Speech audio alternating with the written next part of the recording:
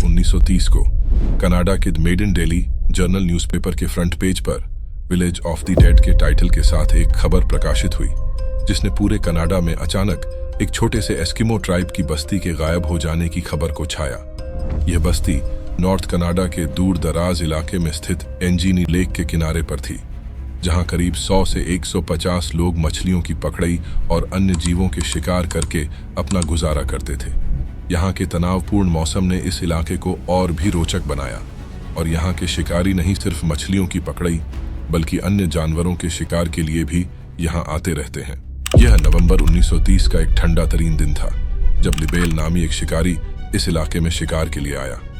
उसकी तारीफों की कमी के बावजूद उसने एक आइडिया बनाया कि वह लेक एंजकन के किनारे स्थित एस्किमो नामी कबीले में रात गुजारेगा, जो बाहर से आने वाले लोगों की खुशामद के लिए मशहूर थे।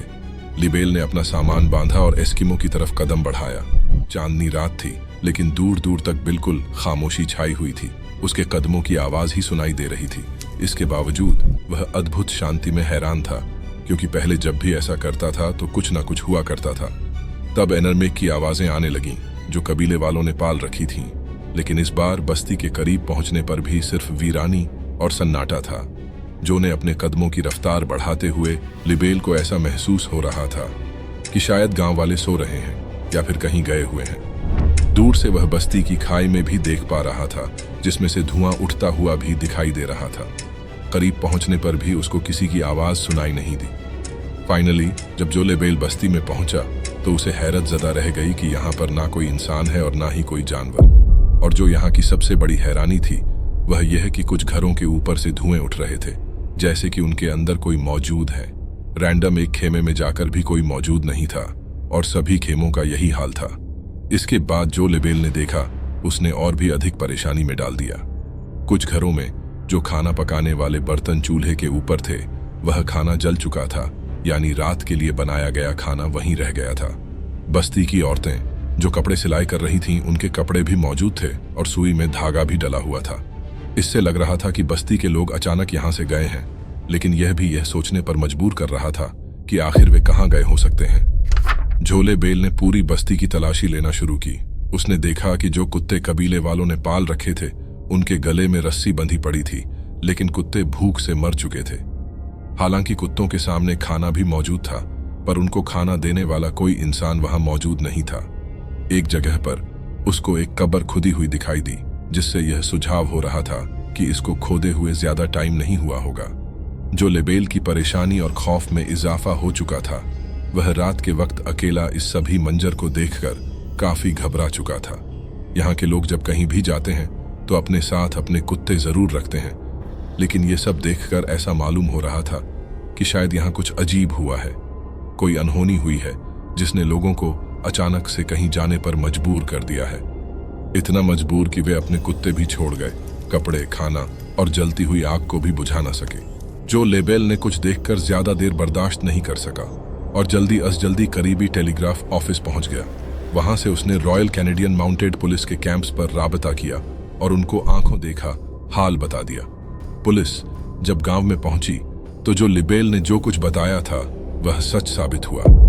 पुलिस को शक हुआ कि शायद यहाँ किसी ने हमला किया है और बस्ती के सभी लोगों को मार दिया है, लेकिन अगर ऐसा होता तो बस्ती में कहीं तो खून के निशानात मिलते। पुलिस ने फौरन गांव वालों को ढूंढने के लिए एक सर्च ऑपरेशन का आगाज किया।